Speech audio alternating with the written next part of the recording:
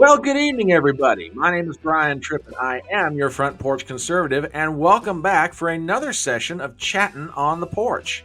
Today is Tuesday, October 24th, 1 week away from Halloween, a very scary time of the year, very spooky. But even scarier and spookier than that is we are 2 weeks from Election Day. Oh my word! Yes, it is 2 weeks away from when we, the citizenry, get to cast our ballots and make our voices heard, be it governor's races, state legislature races, or in the case of my next guest, local city council races. And let me tell you, the lady that I'm about to bring on has a very, very interesting story. We're glad you're here. We're on YouTube, we're on Twitter, we're on Rumble. Please enjoy because this is going to be a fascinating conversation.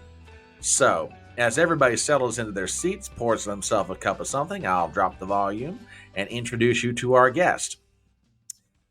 The internet is a wonderful and interesting thing in that it brings people together from all sorts of walks of life. A good friend of this channel and a friend in general, Mr. Peter Feliciano, told me about a lady who's running for city council in New York City. And he said, Front Porch, you have got to talk to this woman because she's got probably one of the most fascinating stories you're ever going to hear. And I said, okay. So he gave me a link to her website. I checked it out and said, oh, absolutely, I want to bring this woman on. A graduate of Cornell and with a master's of business administration from MIT. She's worked in the technology industry now for quite some time.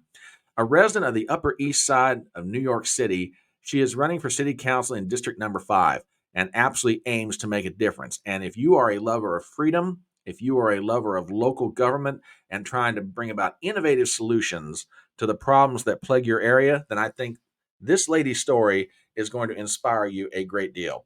Ladies and gentlemen, without further ado, I bring you Elizabeth Golluscio. Welcome to the Electronic Front Porch. How you doing?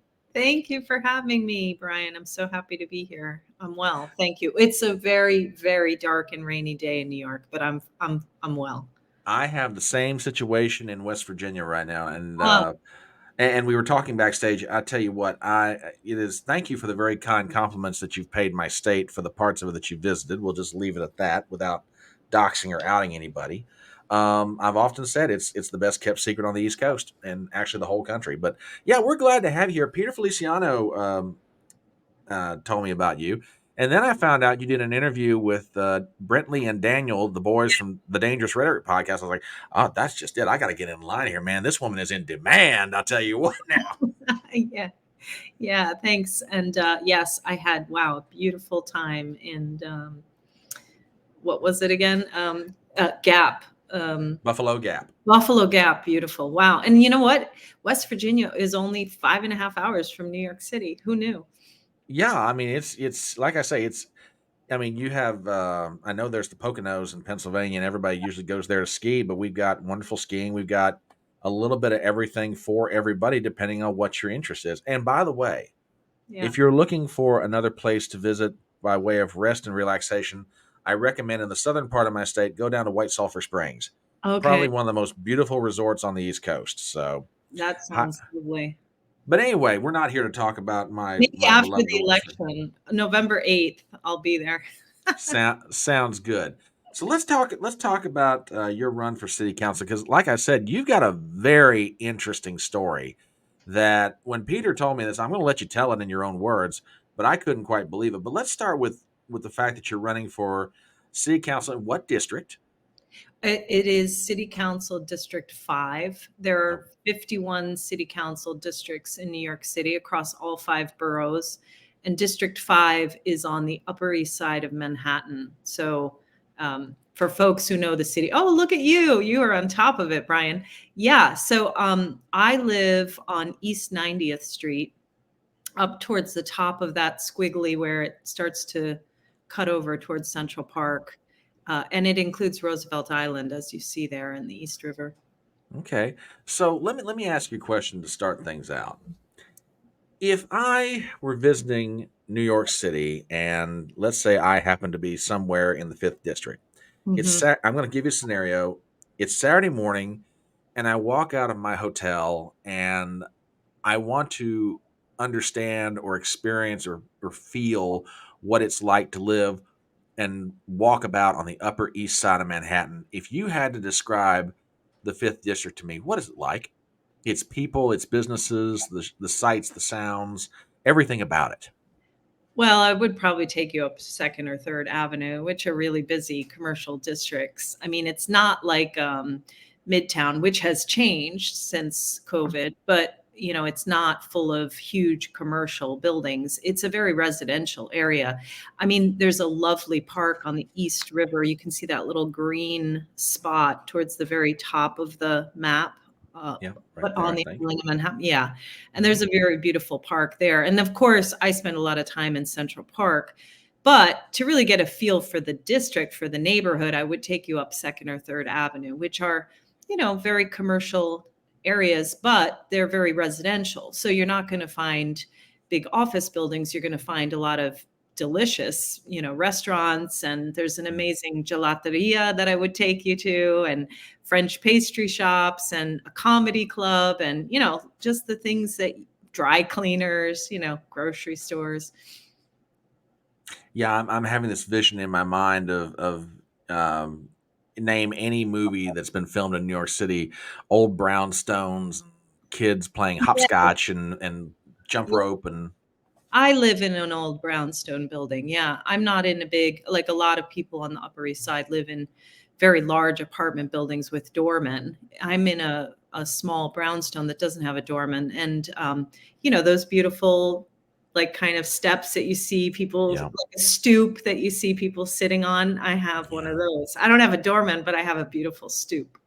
Oh, now see that to me is the invitation to a conversation because I just have this vision of maybe two or three people sitting out there. They have their coffee mug filled full of something, and then somebody walks down the street and they see you and they're like, "Hey," I do they just sitting out there sometimes, and then, in come the neighbors, because our cooperative is 3 brownstones combined together. So people going in and out of the 3 buildings, I know. And but we also have a lovely rooftop on the top of the building that we share across these 3 brownstones. So it's very, very special to have outdoor space in New York City.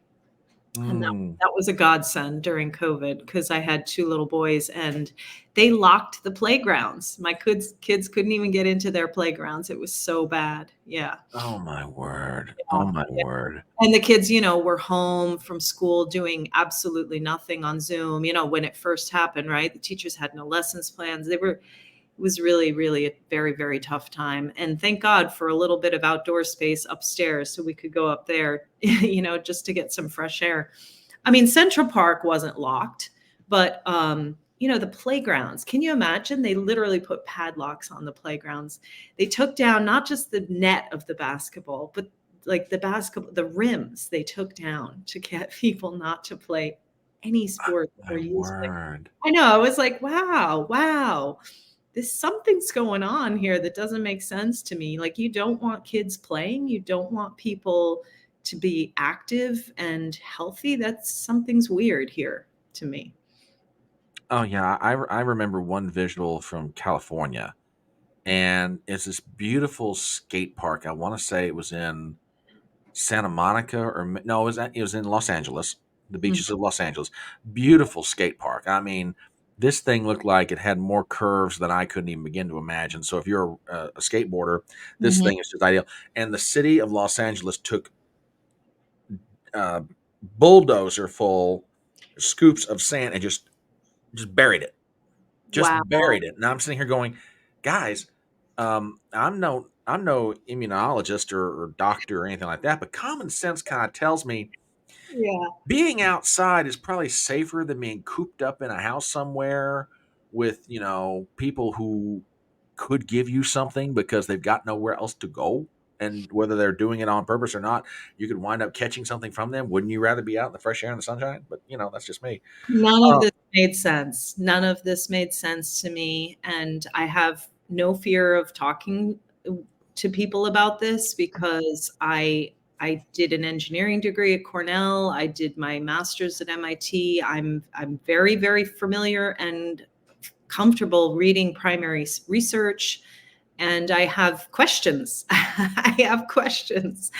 Um, My engineering mind wants to say, show me the research that follows the scientific method that says we need to stay 6 feet apart from each other, not 3 or not 6. Explain to me why we're calling it social distancing, not physical distancing.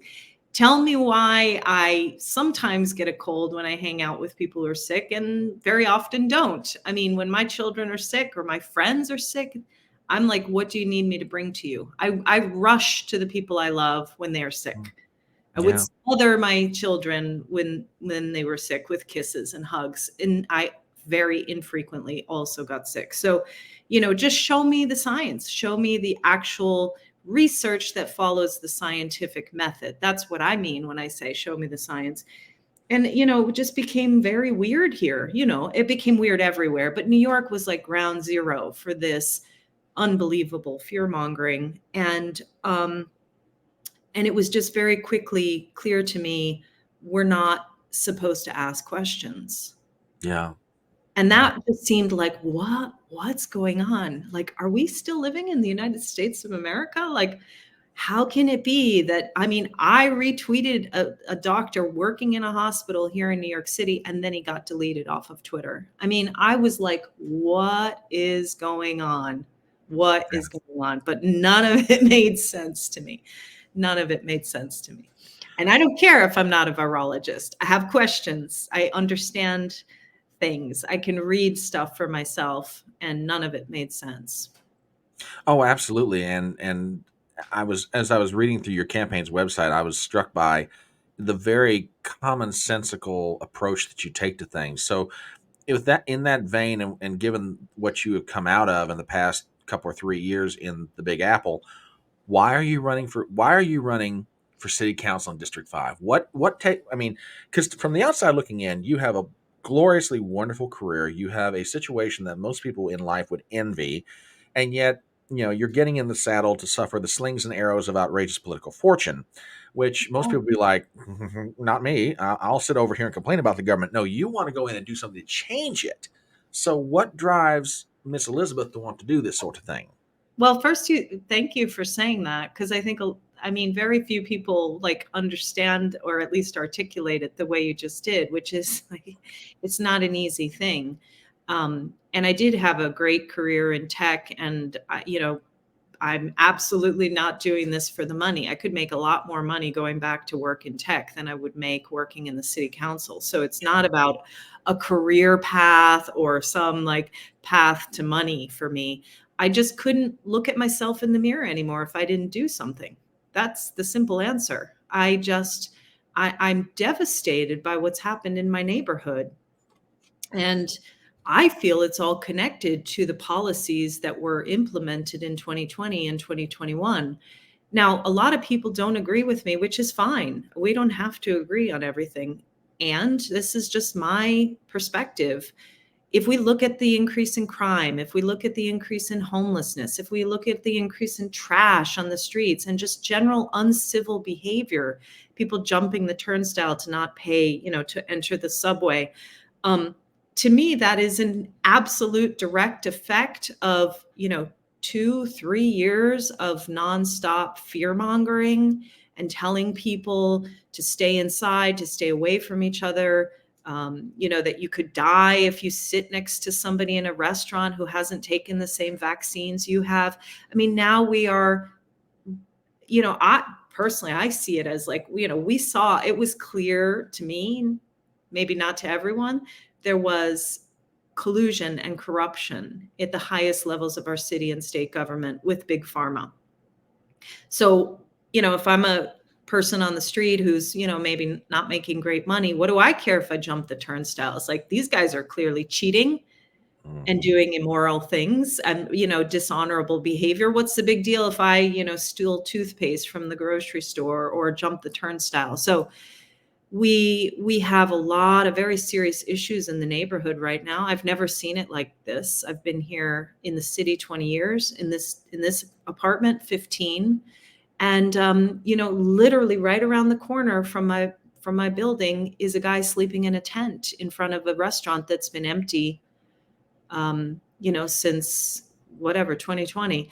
And I'm I just decided, instead of begging for my rights, like, oh, please let me, decide for myself what I want to inject into my body. No, I'm just going to run for office, and, we'll figure out how this process works, and we'll learn all of the deep, dark secrets about how you get on the ballot. And maybe some of these people will start to think, maybe there are people who will rise up and say enough with this. Well, I have a feeling that, I mean, I follow politics, be it state, local, or federal, and I've got a feeling it's going to take a little while, but there's a wave coming. And, I've had this discussion with Peter, I've had this discussion with Brentley and Daniel and various other people. To me, there's a fundamental choice that's coming down, and there's two sides to it. The old constructs of liberal versus conservative, Democrat versus Republican, they no longer apply. What we're now about is two different camps. You've got techno fascism on one side, and you've Mm, got individual liberty on the other. And mm, what I have a feeling is going to happen, and it's going to take a little while in New York City just because of everything that is institutionalized, at least from my perspective, the outside looking in. But there's going to be people like yourself that are going to rise up and they're going to start running for offices, be it city council, be it whatever position in New York City is available. And they're going to come to it and say, look, let's start using our common sense again. Let's start actually, talking to each other. We understand better than anybody how to make this city great. We've done it before. We'll do it again. It's just going to take a little bit of time. So, it's very interesting because I've interviewed people. There's another woman I'm familiar with. She's running for city council out in Colorado, and yeah, yeah, different set of situations. right. But where you're coming from on questions of masks and mandates and vaccines and everything else, because let me ask you this, because I think I know what your answer is going to be, but I want to hear it from you. It seems to me, particularly where New York City was concerned, Hmm. the best of intentions led to the worst outcomes. And what I mean by that is this: oh, we have this virus. Oh, we need everyone to get vaccinated. And if you're not vaccinated, we got to make sure everyone stays safe. Therefore, you can't work, or you can't leave your home, or you can't engage in what other normal human activities that you would otherwise do before all this came along. Would you what if you had to describe, and you've already touched on some of it, but I want to just nail it down specifically. If you had to describe what has led to the decline of the quality of life in District 5 on the Upper East Side of Manhattan, you would say what? Emotional manipulation, Define that. coercion, and extortion. All right, define those, please. Well, emotional manipulation, I mean, has many faces to it, right? And I really do try to remind myself every day that 99.999% of people have good intentions.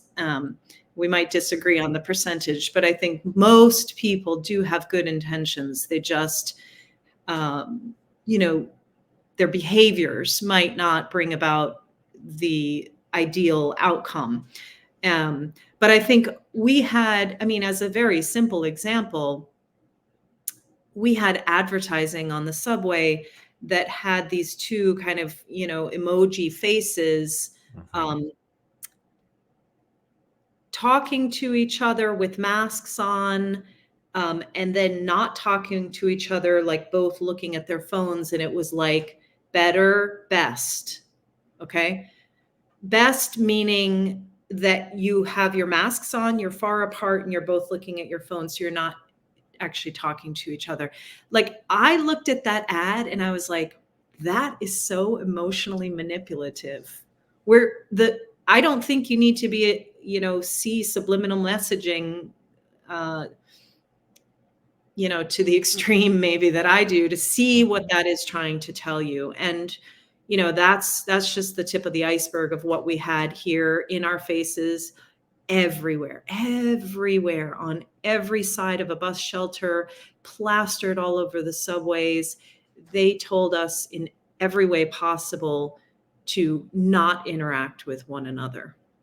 And I Mhm. mean, children, you know what I mean? Like, it was just, personally, it was agonizing for me. And I'm very lucky that, my boys were young, and a couple months into it, because this was also delicate to like figure out where other parents stood.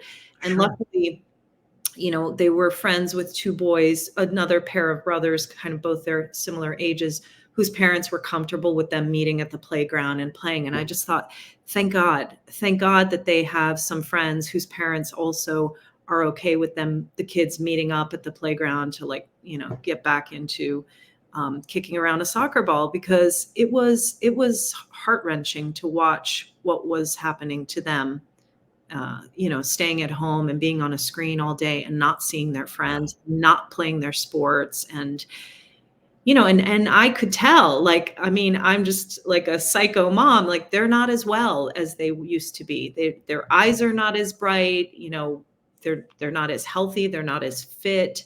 Um, so that's the tip of the iceberg with emotional manipulation. I mean, coercion and extortion, I think, are these things like, you can't go into a restaurant if you don't get a medical intervention that Right. we have deemed as appropriate for every man and woman and boy and girl in New York City. I mean, who's to say that that is medically safe for my body? I mean, every person's body is different, right?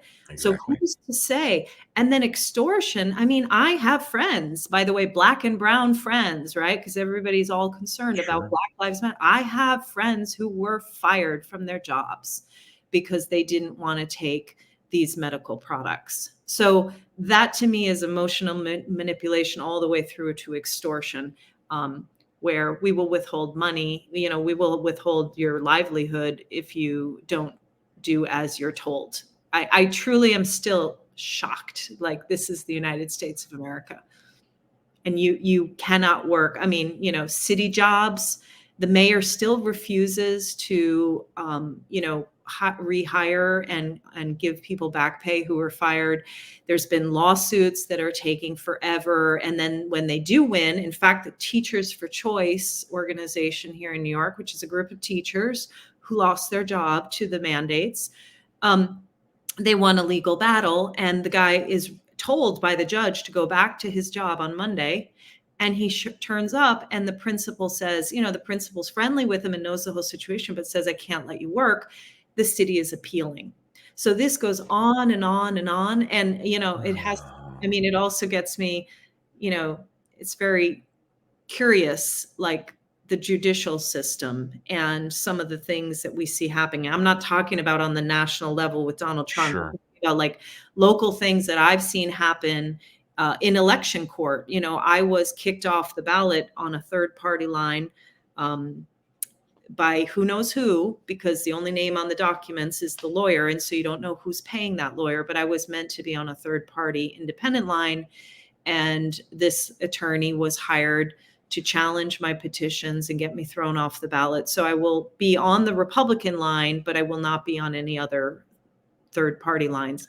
Now, when I went in to have that election law case, I tried to bring a pro se case, and without attorneys and a lot of money, you just see how, I don't like to say corrupt, but the judicial system too is very, very complicated, let's say, right? Mhm. Mhm.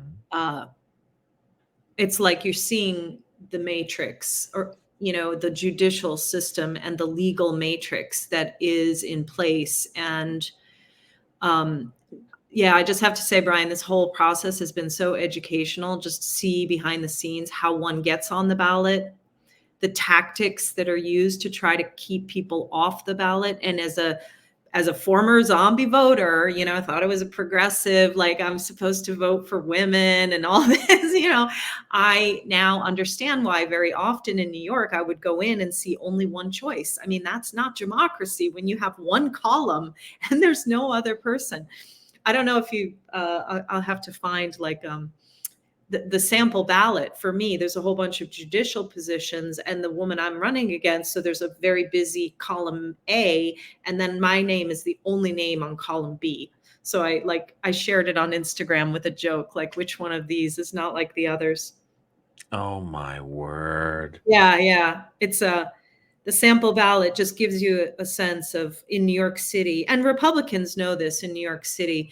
It's when I meet Republicans on the street or at local events or whatever, they're like, "Oh, it's great you're running." And I say, "I know, because a lot of times we don't even have a Republican candidate." We Mm-hmm. really are living in like a one-party city right now in New York. Mm. Mm-mm-mm. So, okay, so let me back up for a second because I want to make sure I understood this correctly because Peter explained it to me, but you know, I just want to make sure I nail this down. So, you are running as independent or you're running as Republican? No, I'm running as a Republican. Okay. I Okay. had, And maybe to clarify, I had been registered independent my whole okay. life, and I Okay. changed my voter registration in 2022. So, but you can also run on third party lines. So I was trying to run on the Republican line and on a third party line, and an attorney was hired. So I don't want to say, my opponent's name, because she may or may not have been involved in this, right? It's very tricky to know. Um, it's not obvious that like she would have hired the attorney, but somebody hires the attorney, probably on the Democratic side, to challenge the Republican petitions. We were lucky to be able to sort of overturn that challenge, so I remained on the Republican line. But they did the same tactic again with the third party line, and that was successful. So I'm only on the Republican line. And I think I just found what you were referring The to. sample ballot, yeah. Oh, yeah. Take a look at this, folks. Isn't that funny? Yeah, yeah. Look, let me see if I can do what I can do. And whoa. Okay, hang on. Okay, there we go. Boomered. Well, it's boomered for the second time tonight, but we'll leave that story for later. Yeah, folks, take a look at that.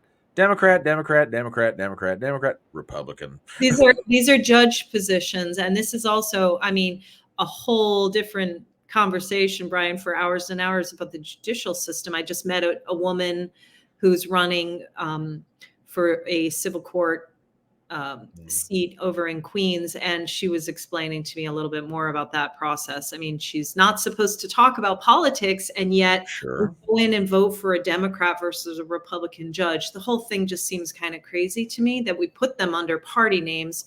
But this is how it always is in my neighborhood. There are no Republican candidates for judge positions. That's insane. That's Yeah, right.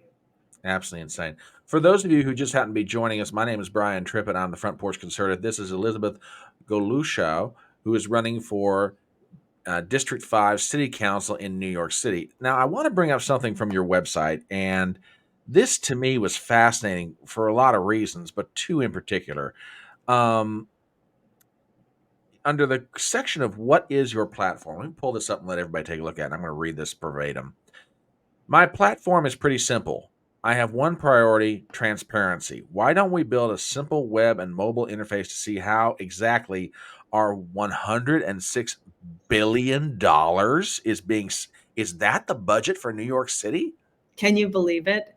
It's I'm it's picking my more jaw off the floor. it's more than most states in the U.S. And it's staggering, and very very few people know this. I didn't, frankly, until I got into this. And as I talk to people on the streets, when I ask them, just take a guess, what do you think is our New York City budget? They're just shocked when I talk to them about this. Where is this money going? We see all the people sleeping in the subways and sleeping on the streets. We hear these stories about how these migrants, if that's the term you use, some people like to use other terms like illegal immigrants, but migrants is the politically correct term we use here for the people who've come across our southern border, not through a port of entry. And they supposedly are getting all sorts of benefits. And the mayor has said, we're at about 12 billion a year on the current spend rate for that. And then there's other local issues where, people have brought up to me, for example, like the city teachers and police and firemen, the retirees have had the city renege on their healthcare benefits, for example. And that's a spend of about $300 to $600 million a year. That's like, on average, let's say it's 450 million. It's like spending 45 cents on our retirees who were promised something in their contract, which we don't want to do, but we'll spend $1,200 on migrants, clothing, feeding, housing them indefinitely.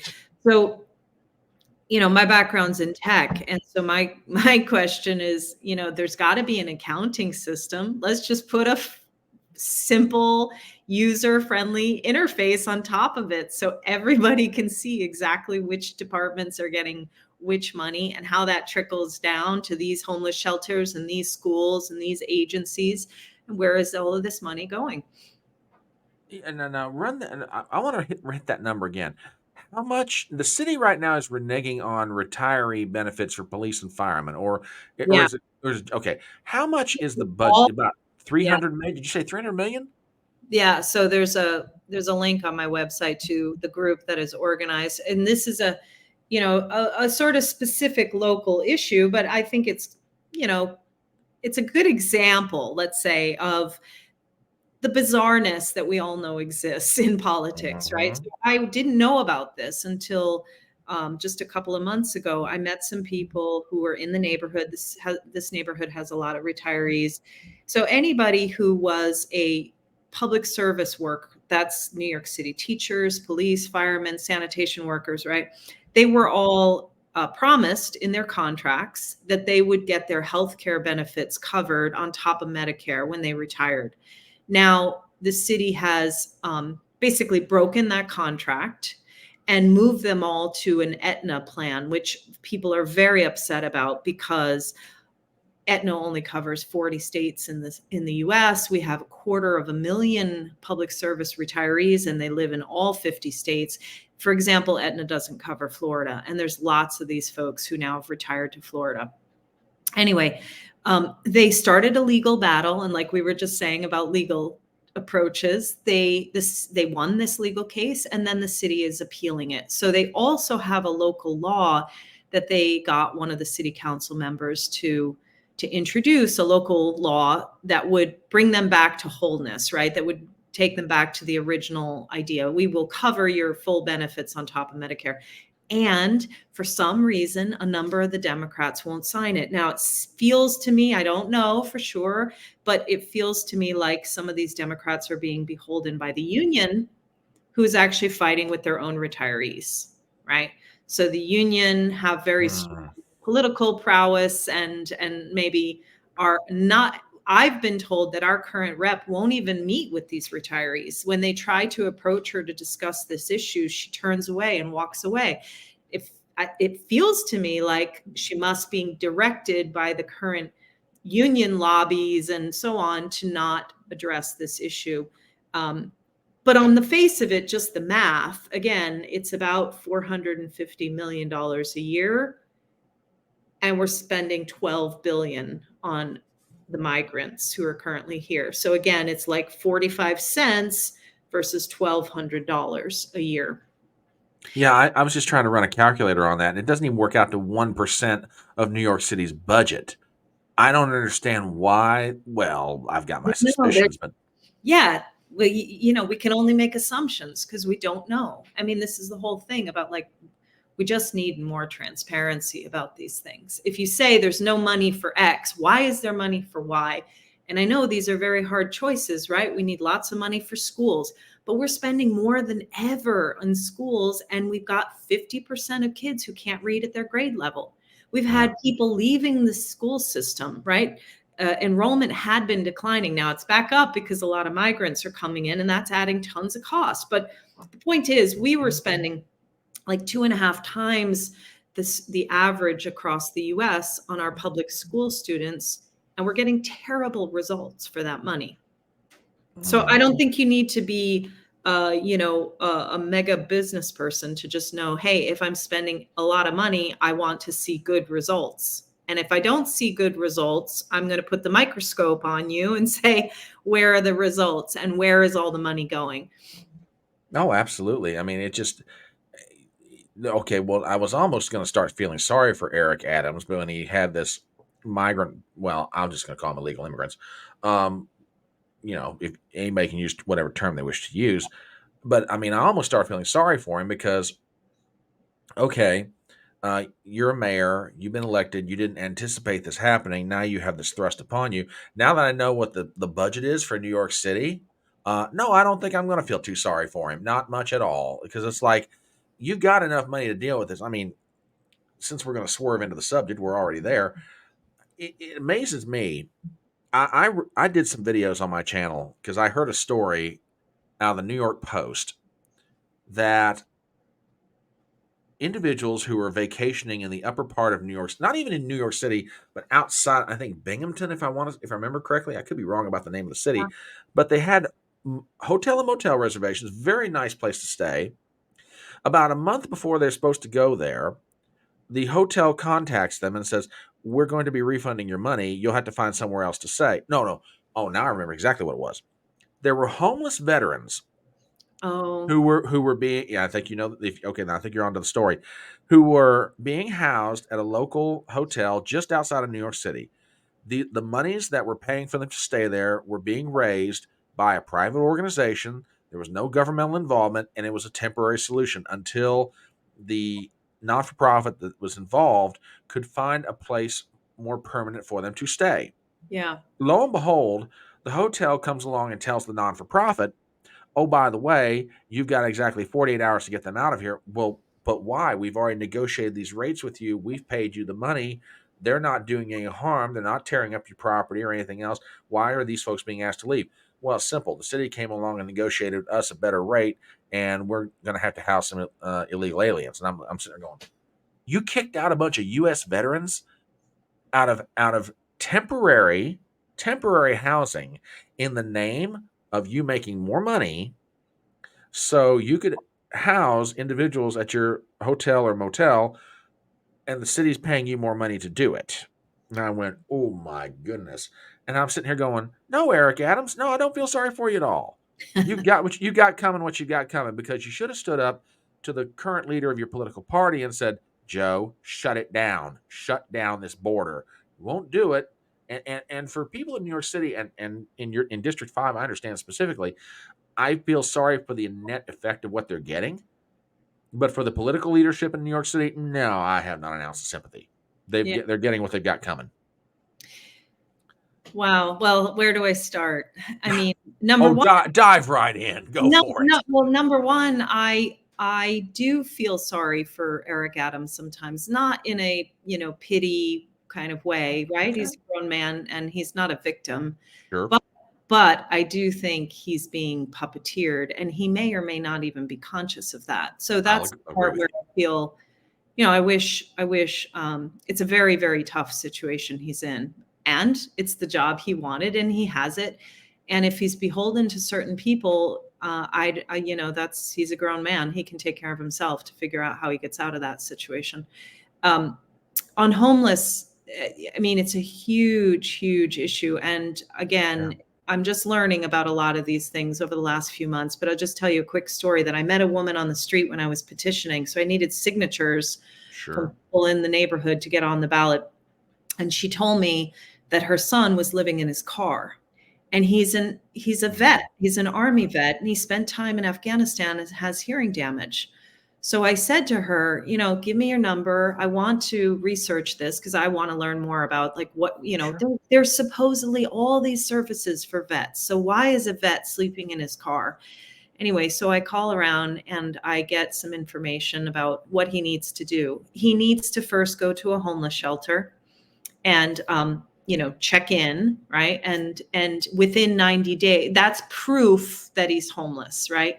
And then he will get a case manager assigned to his case, and then supposedly within 90 days they will try to find him permanent housing. Now, I had subsequently gone to a panel discussion on homelessness in general, and there I learned about the unbelievable corruption in the nonprofits who run these homeless shelters for the city, Sure. right? So there's all these third parties, to your earlier point, they're contracted and probably subcontracted again. Some of them are well run and some of them are not. And this woman told me at the vet services that he should go to the one in Times Square where there's a big men's adult shelter. Now, that one subsequently I learned has has fights break out. There might be people with knives in them. Guys get their stuff stolen. And most importantly, they're very, very loud and noisy. Like nobody can actually sleep. On this homeless panel that I listened to was a woman who's been homeless for years. And she said the most serious issue is that you're just chronically tired. Like you don't sleep for weeks and months and years well. And these homeless shelters have, you know, 15 to 25 guys in a room, noise all night. So I subsequently called her and said, look, if he's willing to go, I'd go with him. Like, I kind of want to see this shelter and check in. I never heard back from her. And now I'm thinking to myself, you know, I understand if I was a young guy, I'd probably prefer to sleep in my car than go to one of these places.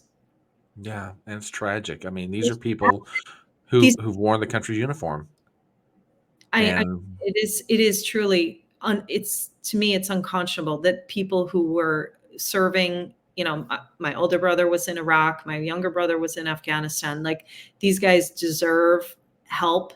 He has hearing damage. The other thing I learned on this homeless panel, and this is very dark, and you know, I'm not trying to you know, go down all sorts of conspiracy theory rabbit holes, but like it was clear during this panel that when you go into a homeless shelter, there's a lot of you know, intake forms and interview things you need to do. And it seemed, I mean, this woman prefers to sleep on the streets because she said they pretty much try to force you to admit that you have some sort of mental health issue. And then they, of course, prescribe you a bunch of psychotropic drugs. So she's a very lucid woman who actually is highly educated. She just, you know, kind of fell through the cracks and I think prefers now to kind of bounce around between different temporary housing and sometimes sleeping on the street. She was extremely lucid when she's told us all this, that they pretty much force you to suggest that you might try to take your own life, that you see visions, you know, all these things so that they can put a diagnosis on you and then pump you full of psychotropics. So it's just somebody like, I don't know, you know, me, like people who care need to put a big, huge microscope on this yeah, whole system and say, where is the money going? Like, who are these nonprofits? How much do their executives make? Why are some of the shelters better run than others? You know, we just heard horrible stories about like a building that has, you know, 200 people and it's got 3 microwaves, and that's what they get. I mean, can you imagine? Like, I mean, these people aren't getting good food. They're not getting good sleep.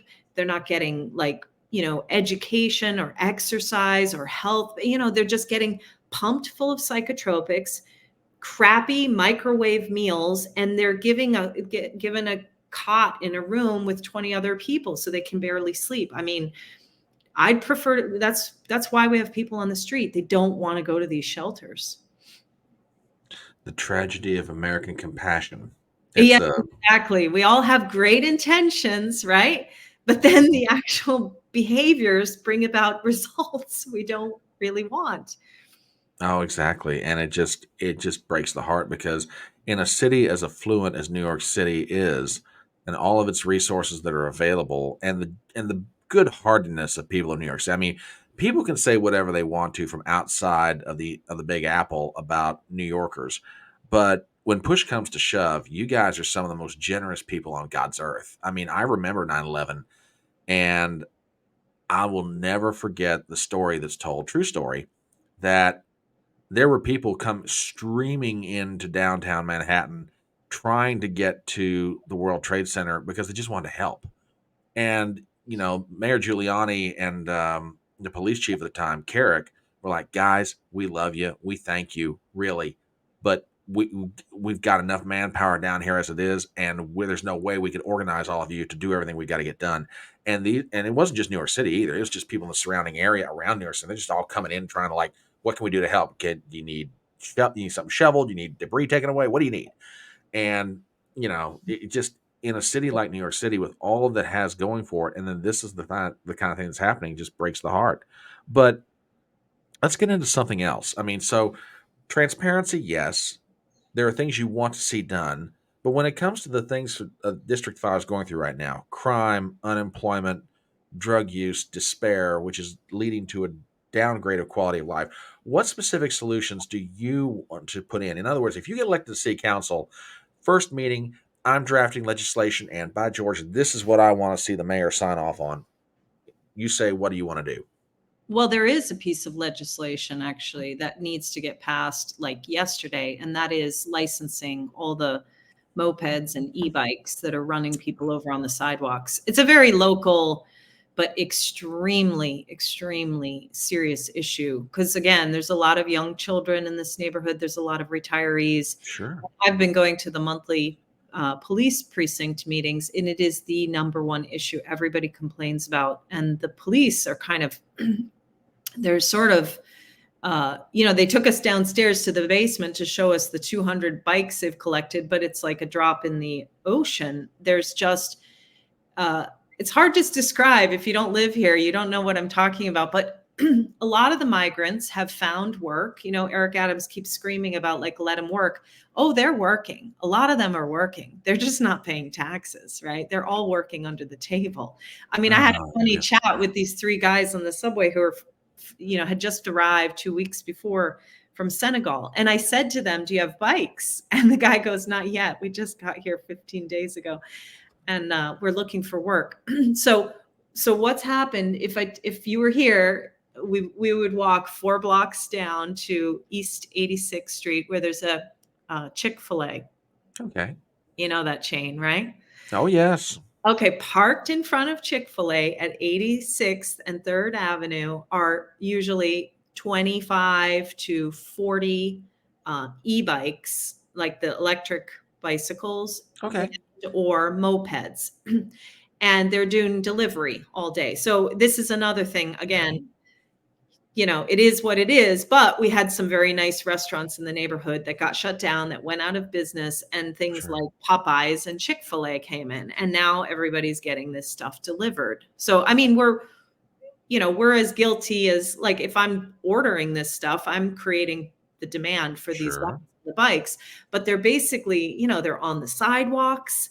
They run red lights. They go the wrong direction. A lot of our avenues and cross streets are one way, but they ride in the wrong direction. I mean, it happened to me one day. I'm crossing the street. I have the light to cross and it's one way. So I'm looking down towards, where cars would be coming Sure. from. And this guy blows through a red light and kind of goes right in front of me with a moped with no license on it. So he's going through a red light in the wrong direction on a moped that has no license plate. And this is so common in my neighborhood. It's got everybody,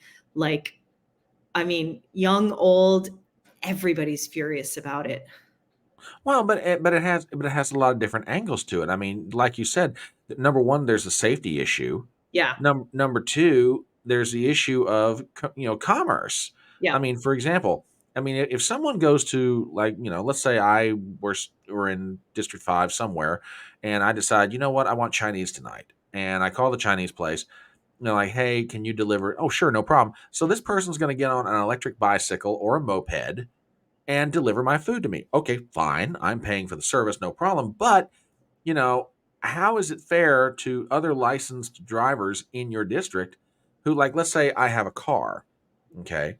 Yeah. I mean, you it's can not see. even so much the drivers, I have to say. I mean, it's really the pedestrians. New York City is a walking city. Mhm. So what's happened, and I think this is an issue all over, Manhattan's probably the worst, but it's also a problem in other areas of Queens and Brooklyn, is that as a pedestrian, again, imagine you're an elderly person, who uses a walker, or you've got a stroller, or you've got, a 4-year-old who's walking with you. And these guys are riding on the sidewalks, or they're blowing through the crosswalk when you have the light and you're looking the direction you see traffic coming from, and then they come the other way at you.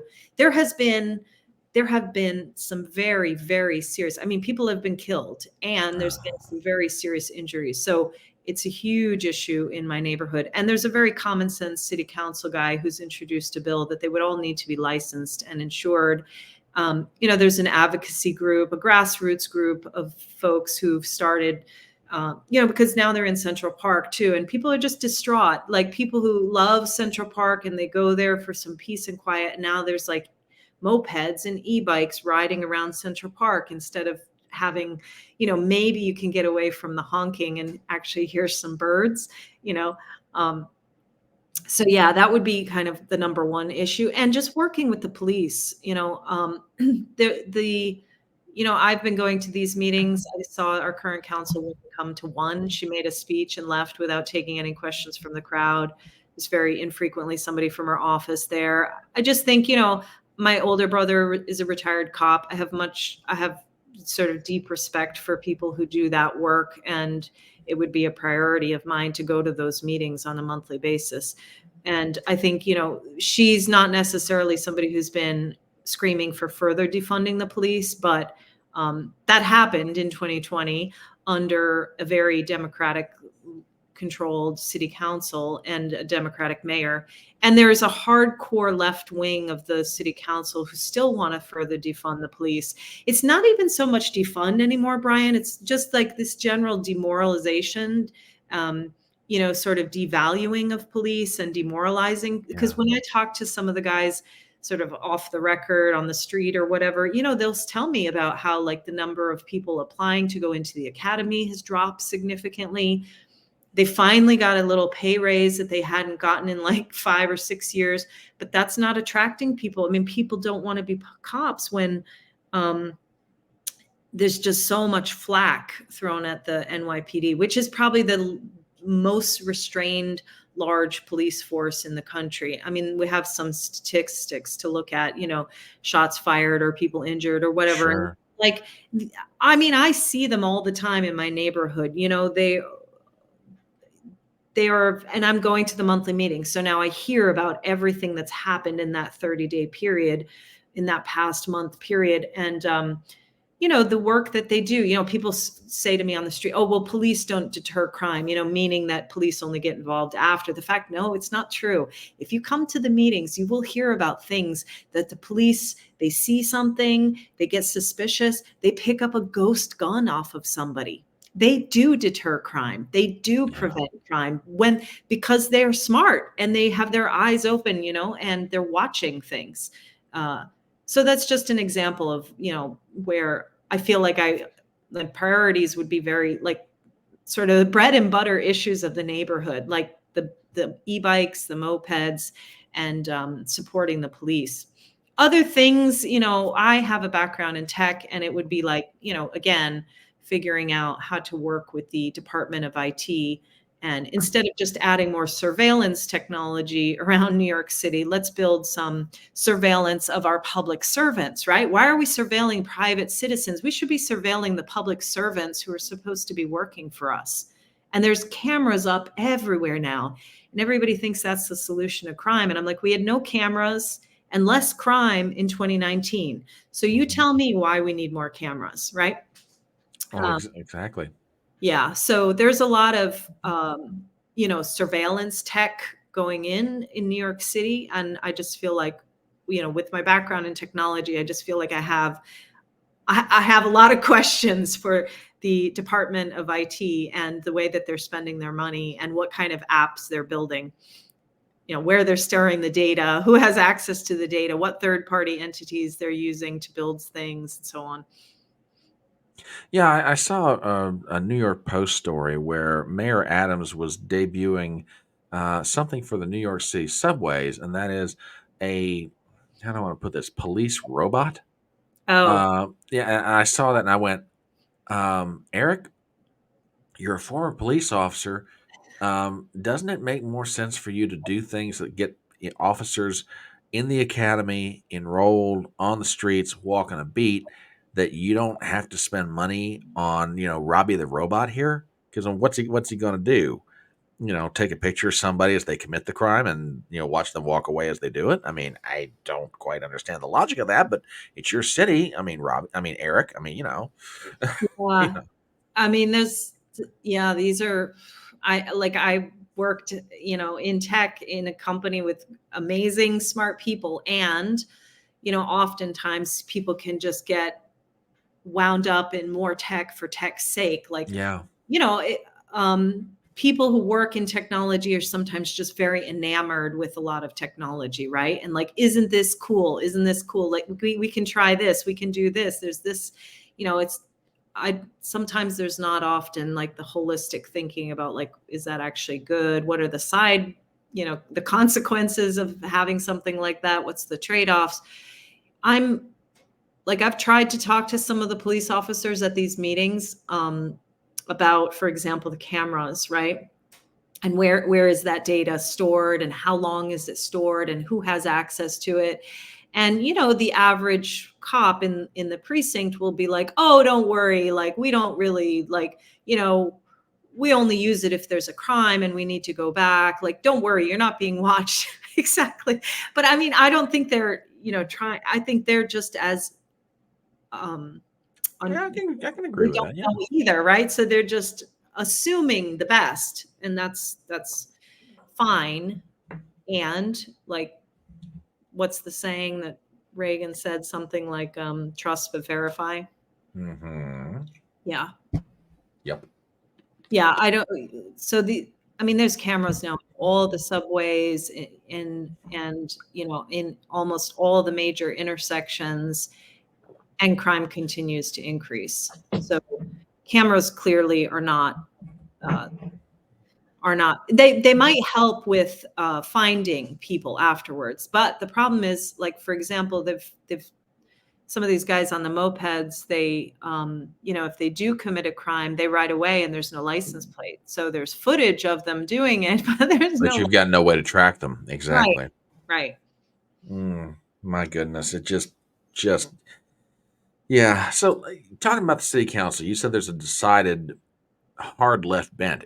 What's the current makeup of this? I mean, if you don't know this off the top of your head, I understand, Oh, but I do, and it's a fun quiz. I ask people on the street, just take a guess, out of 51 city council members that represent all 5 boroughs, so Staten Island, Manhattan, Bronx, Queens, Brooklyn, how many of those 51 do you think are Democrats? 42. Wow, that is a great guess. Like, a lot of my friends, most of whom are left leaning, are like, I don't know, like 30. It's 45. 45 out of Wow. 51. So, so the Republican contingent, can be like loud, but they don't have the votes to really, Yeah. block anything.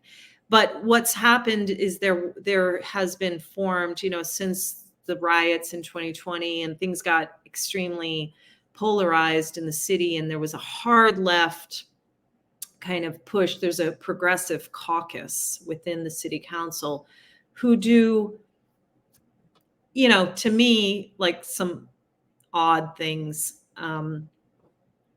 Their priorities don't seem quite appropriate to me. So, like, for example, well, I should first say the woman I'm running against left the Progressive Caucus. So there are some more moderate, by New York City standards, Democrats who now don't really want to be associated with them, especially leading up to an election year, and on the Upper East Side, which probably has the most Republicans of any part of Manhattan. We don't have a Republican representative at all in Manhattan. We don't have a city council rep. We don't have a congressional rep. Manhattan doesn't have a single elected Republican. So it would be pretty earth shattering if I or the guy running in the district next to me win, which again are the most red in the neighborhood, but still not particularly Republican.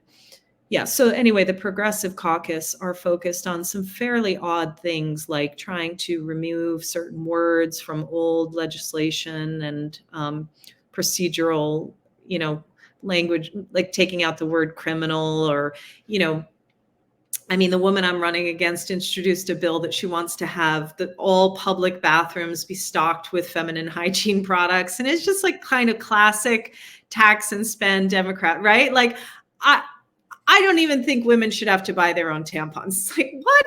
Where are we going next? Like, what else should be free? Yeah, I just find it funny because she's an extremely wealthy woman, and she, probably has a good heart. Just, like whenever I tell some of my friends that, they're like, really? Like, I've always bought my own tampons. And I'm like, right, we always have. Shouldn't we? Since when does the city taxpayers need to purchase my tampons for me? Yeah, we here in the South have an expression for people like that. When you come across someone who is, articulated a very silly idea, that's when you look at them and go, "Oh, bless your heart," Bless your heart. Yeah. and just say it with just that much drawl. "Oh, bless your heart," because Yeah. I'll let you know a little secret about living in the South. Bless your heart is one of those expressions that can take on so many different connotations. Now, Yeah. someone might say it to you, and you've given them bad news, and in the context of that conversation, "Oh, bless your heart" means, "Oh, I really feel bad for you." But Right. then there's a lady that you're running against who's articulated a very silly idea. And in the case of saying, "Oh, bless your heart," that's the Southern way of saying, "You so dumb." Right. Right. Yeah. Yeah. So there's a lot of, this is actually the hardest thing, I would say, just talking to people who even might be moderate or sort of common sense or fiscally conservative, but they still have this general sense of, well, let's make this free. Let's make free childcare. Let's make free healthcare. Let's make free this. Oh, the vaccines were free. And I'm like, were they free?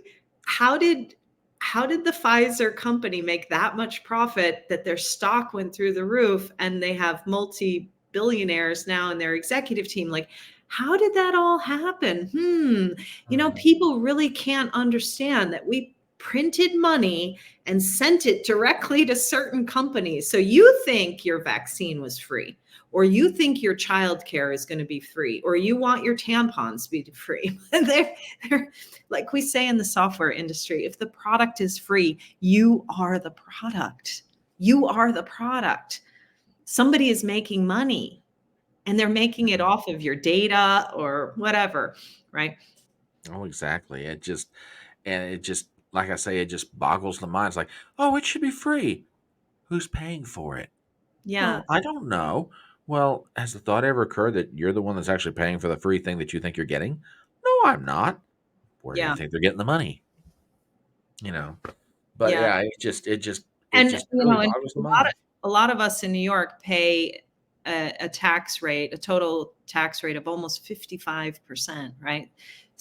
Federal, state, and city taxes. I mean, I happened to meet a man, petitioning, like quite a wealthy man who started a company, employs a lot of people, and he it was interesting to see him get kind of riled up about this. He's here, he has a company, he pays a lot of taxes, Mhm. and he was just furious about, what benefits are we getting for that tax rate? Exactly. Lots of companies have been leaving. And this is what's very scary to me, is that if the people who start companies and employ, you know, people who make good money start to leave, and they have, right? A lot of financial industry companies have Yeah. left New York, moved to the Carolinas, and moved south. Yep. This is very scary. So we're bringing people on buses here who are being housed, clothed, fed indefinitely, and the people who pay taxes are leaving. Like, we have a very scary thing happening, right? With tax revenue going down and with expenses going up. You don't need an accounting degree to understand, like, this is unsustainable. Something has to give. And you can feel that you want to be compassionate to everybody in the world, but the math doesn't work. Like, the accounting doesn't lie. We need people to pay taxes. They are paying extreme rates right now, and the services are declining because we're spending it on, for example, $12 billion a year on folks who have come through our borders illegally. I had a funny chat with these three guys from Senegal. Like, they told me they flew to Mexico. Mhm. They have money. They're flying to Mexico. They're paying coyotes to bring them across the border. These are people who are very consciously doing something dishonorable, going around our ports of entry, knowing full well. And I said at the end of the conversation with these guys on the subway, I said, are there many from Senegal? And the guy goes, not yet. And I thought, Oh and I God. this, I mean, we'd been chatting for a while, kind of joking around about things. So I went like this. I said, so you're going to call home, right? And tell people. And he goes, yes. I was like, oh my gosh. Oh my I mean, word. they want to work. They're looking for work, but obviously they're looking for work under the table. So they're going to make cash, Mhm. and they're not going to decline any services that are offered to them. His friend who really only spoke French, so we didn't chat, this guy and I, he had a t-shirt on, which was clearly like brand new, something he'd been given with a bunch of English on it, and had it like a funny, kind of like a pun. But I said, does he understand that? Sure. No, like they don't speak any English. They're trying to find work. I mean, these are hardworking people who probably do want to work, but they've also done something very consciously dishonorable, right? They know they're going around our border. They know they are. They're calling home to tell more people to come. Um, we can't deny, yeah, we can be compassionate until the cows come home. We can't deny that these people are very consciously breaking our laws. Yeah, and that's the part that amazes me is that city governments know it, state governments know it, federal governments know it. And, there are people who are screaming to the top of their lungs, look, compassion starts at home. Let's take care of our people first. We have no problem, letting people come to America legally. If you want to come here and make a better life for yourself, brother, sister, we're glad to have you. Yeah. Just come here lawfully. This is all we ask. But our government We and could, our business leaders are wanting them to come across the border because they don't have to pay the taxes. They don't have to pay all the everything else that goes with it. yeah, no, I mean, it's like everything, it's a complex issue. I mean, I've talked to small Sure. business owners, like, restaurant owners who say, give them numbers, let them work. Hmm. Because they do want to hire them legally, but they know these guys are all working under the table. I mean, even some of the folks who've been here, Hispanics who've been here longer, come in and say, like, I have 8 dependents. It's like a 23-year-old guy who wants to wash dishes, and he's got a social security number. So the restaurant owner tells me he thinks there's a racket going on. They've got numbers, some of them, that are probably not, who knows, but like there's a huge, in that sense, it's actually funny because New York, I think, has a huge black market that a cash market. You know how some people are really worried Sure. about cash and CBDCs and all that. It's just like, well, in New York, I think there's a healthy underground black market for cash workers. And, you know, maybe that'll be like, there's some safety in that. There's a strong market here of people who work under the table, whether it's nannies or, somebody to come in and paint your apartment, or all these guys doing delivery for cash tips. So CBDCs are not going to make any inroads among those people. That's for sure. Mm, mm. Absolutely amazing. So we're talking with Elizabeth Golluscio, who's running for City Council, District 5, New York City. My name is Brian Tripp, and I'm the Front Porch Conservative. Let me ask you about something that I caught sight of on your campaign website, which I've got a link to it below. And by the way, even though there are only 2 weeks left until the election, I'm sure that our friend here would not be hurt in the slightest if you decide to contribute to her campaign. So we have a link for that below. So please help this lady out. Let's get her some campaign contributions. Let's get her some volunteers. Let's get her on city council in New York City. But in that vein, I saw something. What is LL97 and electric Oh, boilers? oh What yeah. is that? Another huge issue that not so many people understand. Now, the homeowners and the landlords understand this issue and are very, very worried about this. So there was a local law 97 passed in, I believe, 2020, and it requires all buildings, not just new construction, but all buildings over 25,000 square feet, to move to electric heat. And fines of up to $1,000 a day can be incurred as early as next year, 2024. So we have this enormous boulder rolling down the hill at us.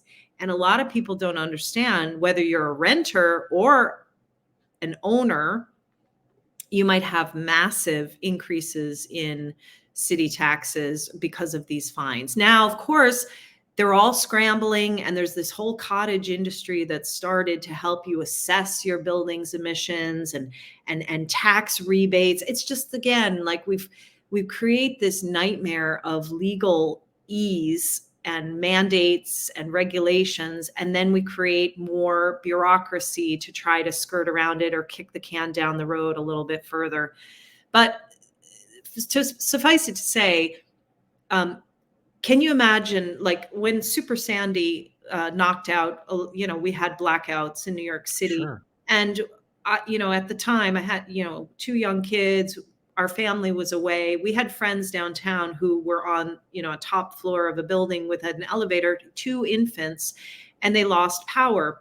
So the elevator wasn't working. They didn't have light. So we couldn't fly back for like a week. And we said, oh, just come. Like, we had an extra key with the neighbor, right? Come stay in our place. That, imagine if that had happened, but not only do you not have lights and heat and elevator, you don't have heat, right? If we move to electricity. So, people have been trying to scream, to kind of wake people up. Like, we are looking at future blackouts and brownouts if we don't address this issue. Like, there aren't even electric boilers for some of the capacity needed for these big buildings. And if there were, again, the grid might not be able to handle that kind of demand. We get alerts sometimes to our phone in the summer when it's a really hot day about not turning your air conditioners on too high, right? Because it can get very humid in New York City and hot in the summers.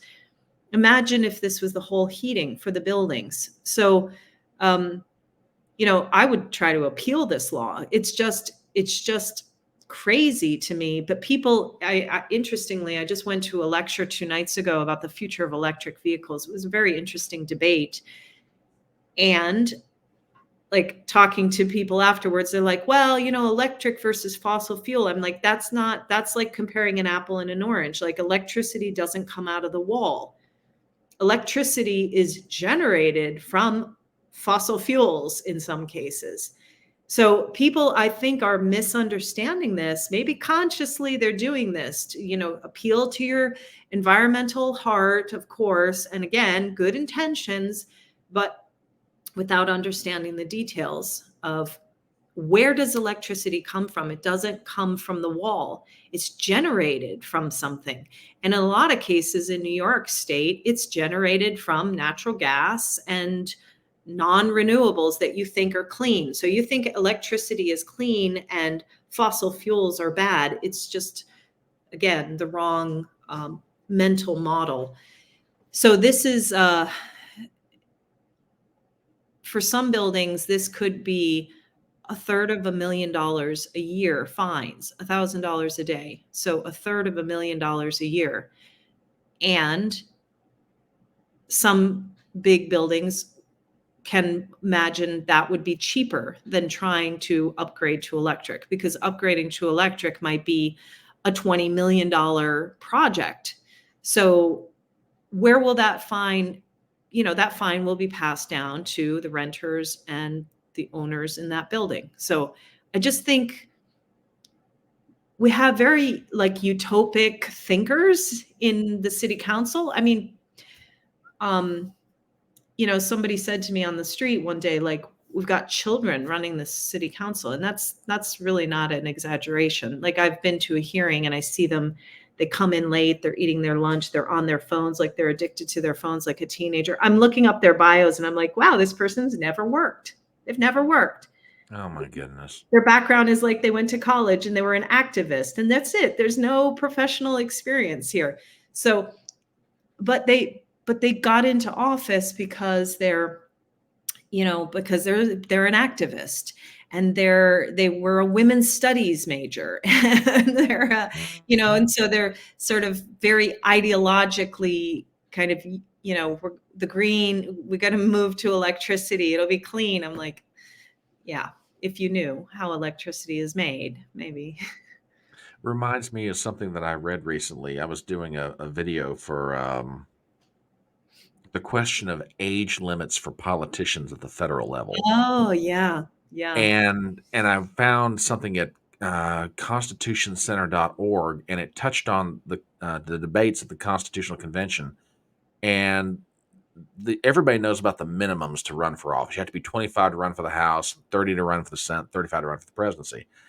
And it's interesting because um, it was George Mason of Virginia, and he said, "Well, I don't want there to be no minimum. You have to have a minimum age limit." I remember what I was like when I was 21 years old. I didn't know, and I'm loosely translating what he said, but more or less it came down to when I was 21 years old, I didn't know anything. So Right. why in the world should I be in public office, Right. making laws that affects everybody's lives when I don't know what in the world's going on? And I Yeah. thought, you know, that's a Yeah. pretty brutally honest assessment, but he was absolutely right. I mean, you know, and it's true of everywhere because activists are going straight from their college campuses to some form of a government position, be it in a bureaucracy or be it to elected office, and they have no life experience to Right. understand what they're proposing, how it will affect other people. On the other end of that, I'll never forget years ago, I saw an interview with the late Senator George McGovern, ran Hmm. for president years ago and everything else. And he had left public life and started a small business for himself back in his home state. And he made the remark, he said, "Wow, I'd never realized how much bureaucracy affects my ability to do business." And I thought, Hmm. George, pity you didn't learn that lesson while you're still in public office. You would have probably made less bad decisions than what you did. But, Yeah. I digress. But Yeah. yeah, it just I'm not surprised by what you're saying about people sitting around eating lunch or looking at their phones and everything else, and they have no idea. I mean, why didn't they propose to grandfather in, the buildings that are, 25,000 square feet or more, and just say, okay, if you No, build a building after this point, right. New construction. Yeah. yeah, new construction. That would have Yeah. made more. Did they give a justification for that, or did they just say, nope, we're going to say it's good for everybody regardless of how old the building is or not?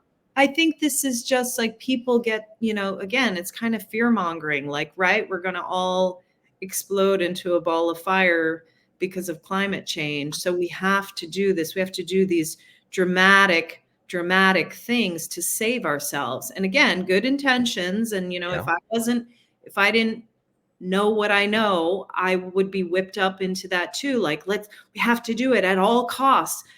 But then you're like, but wait, moving to electric doesn't mean that we're not going to still burn fossil fuels. Only Exactly. 6% of our energy generation in New York State comes from renewables. 6%.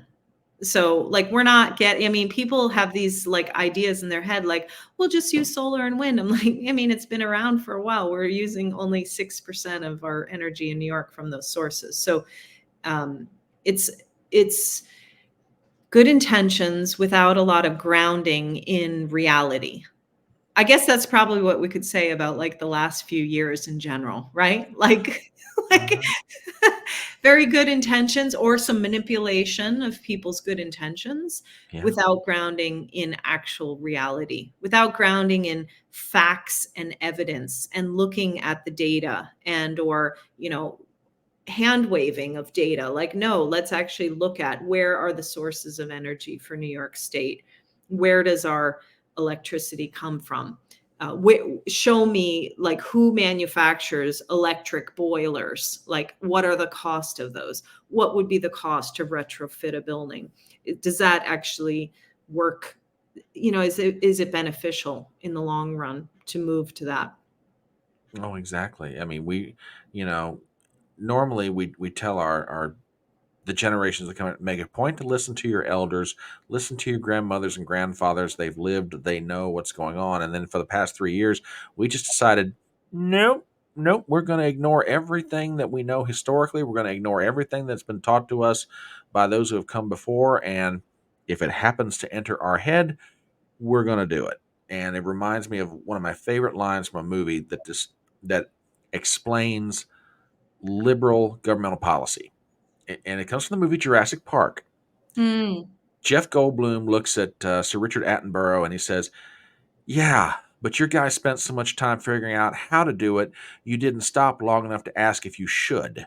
mm, mm. And I thought, ooh, That's Right. probably one of the best descriptors or critiques of current modern governance that I've ever heard. You spent so much time figuring out how to do it. You didn't stop long enough to ask if you should. And I'm going to be fascinated over the next 2 weeks to see how it goes for your campaign. So, I mean, let's talk about that just for a moment, if I may. So, you're talking to people in District 5, you've got volunteers, they're trying to help you out, you're utilizing technology. How's the campaign going? Do you have a feel for where you're at with this thing? I don't, and partly because I haven't raised a lot of money. It's not my priority really to Sure. be fundraising. But the issue is that without a top of the ticket, meaning there's no presidential Sure. race, there's no governor's race, the mayor is not up for reelection yet. What I've heard is we will be lucky if 5 to 10% of the voters come out. Now, that could be in my favor. It might not be in my favor. In my district, 70% of the local resident voters are registered Democrat, 20 are independent, and only 10 are registered Republican. So really the only way I can win is if, I basically get all of the Republican and independent vote and I get about 30% of the Democrats. That's really the hard part, right? Getting Sure. some moderate Democrats to do the unthinkable and fill in the bubble for somebody who has Republican over her name.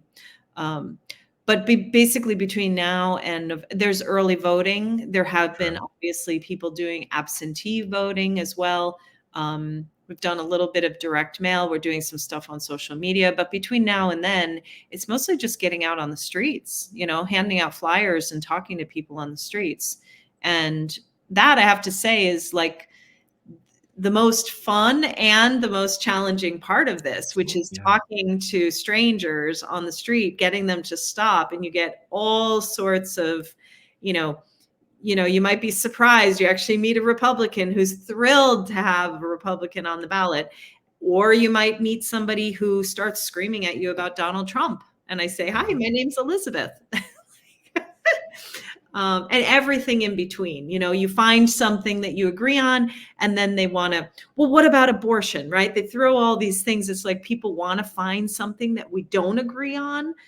Mhm. It's just an interesting, it's kind of like it's a bit of fun. And I definitely come home every night feeling like I did my part. Like Sure.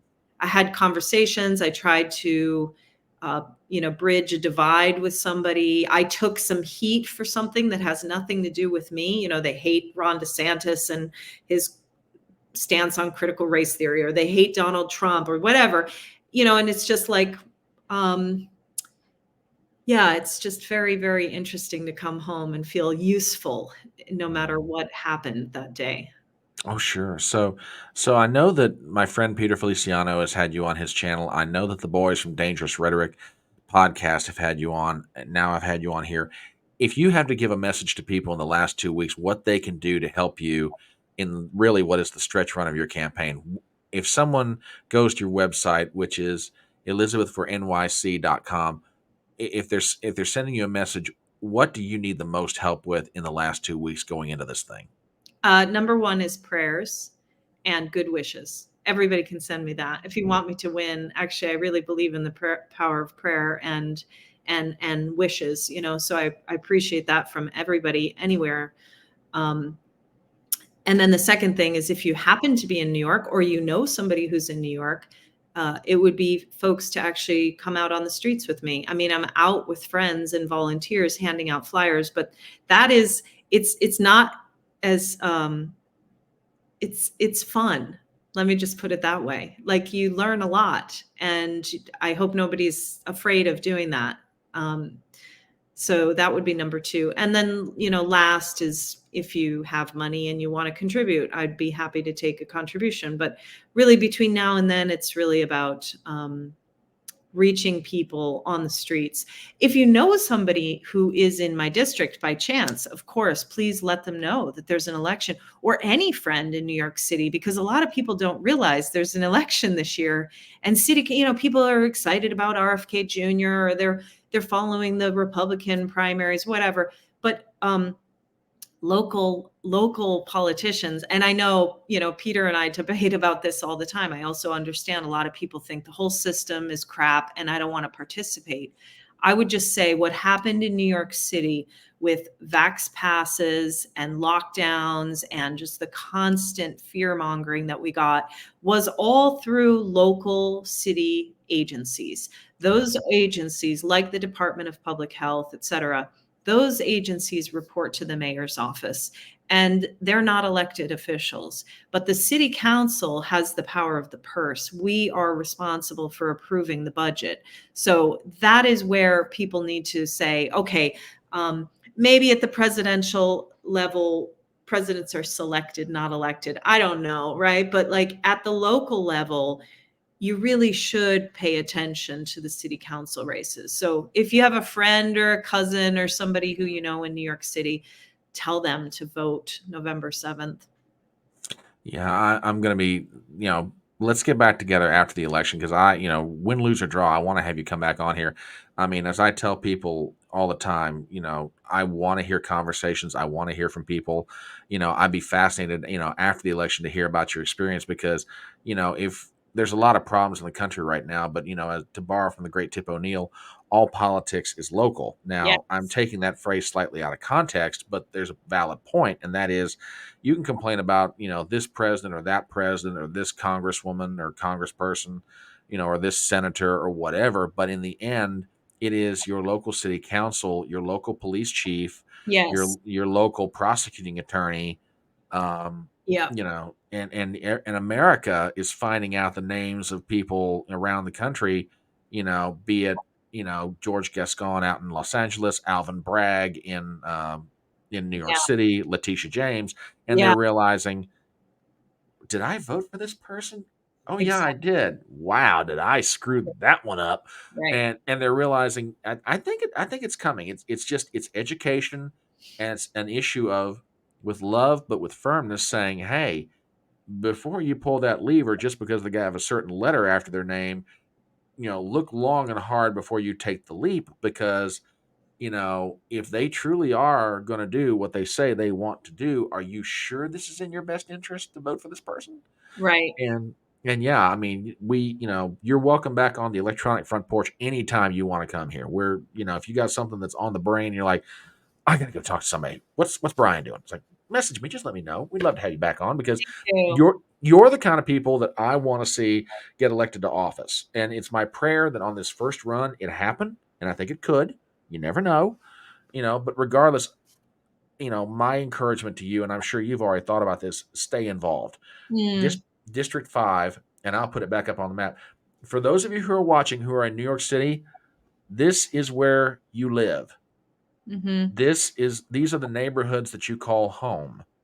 And for the preservation of your freedom and the preservation of, a better quality of life for yourself, who you put into office matters. Your vote does matter. So take the time. It really Look, does this year because city council people might win with just a couple thousand votes. In a neighborhood that has over 100,000 registered voters, I mean, if only 5 or 10% of people come out this year, a couple thousand people can swing a vote. And that would be enormous just to send a signal to city council that we're watching and we're going to, we want to hold their feet to the fire. These agencies, whether it's the Department of Education and right. the weird stuff that is being taught to kids in public schools, or it's the Department of Health with their nonstop vaccine, advertisements at us.